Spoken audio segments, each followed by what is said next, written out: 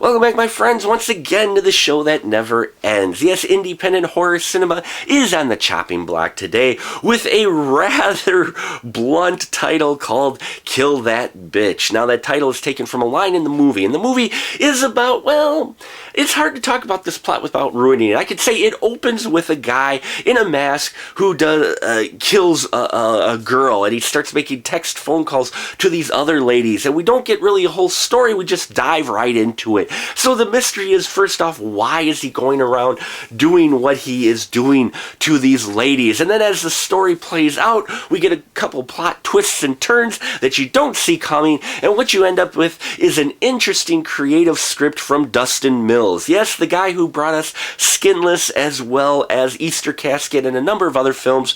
An underground independent horror filmmaker, Dustin Mills, who wrote and directed this, really brings us an interesting story that does not play out and is really not as predictable as it might first seem when you first see this film.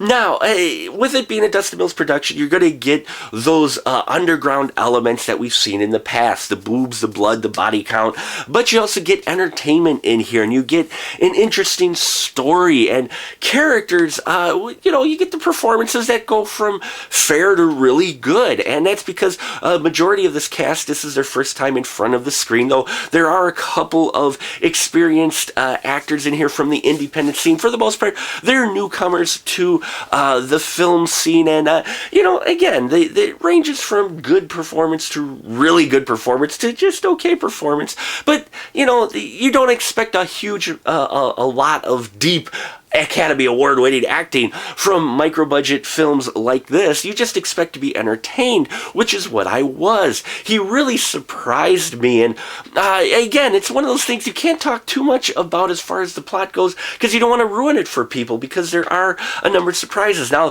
the special effects in here, as with every Dustin Mills production, are really well done. Great practical gore effects. You gore whores out there, you will get your fill in this film, and they look really good. I always love practical effects, so any film and any chance I get to see a film with practical effects in it, I do love, and it puts it one notch up in my book, which this definitely did. It's a well-paced film, though there is a little bit of a slow spot towards the middle, but for the most part, the editing and everything is really well done, and the audio, too. You can tell what's going on. The audio is handled decently, which can sometimes be lacking in an independent horror film, but here you can hear all the dialogue in that, and so that's clear.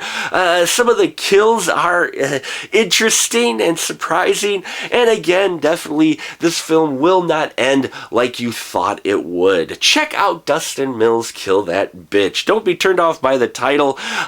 You'll see that it is a very appropriate title for the film after you're done watching it, and I highly recommend it for any fan of underground independent horror films, fans of micro-budget films, or fans of the Dustin Mills films that have come out in the past. So check it out. Go to his website. You can see, I think you can get the DVD there. It's worth your time. The film's only about 68 minutes and change, though with the story, it could have probably gone longer and fleshed out some things even more, but on the whole, I was entertained, which is what you really look for in films of this nature, and I can't wait to see what Dustin Mills has next up his sleeve. And that'll about do it for us here at The Final Cut. Remember, folks, as always, keep that ticket stub.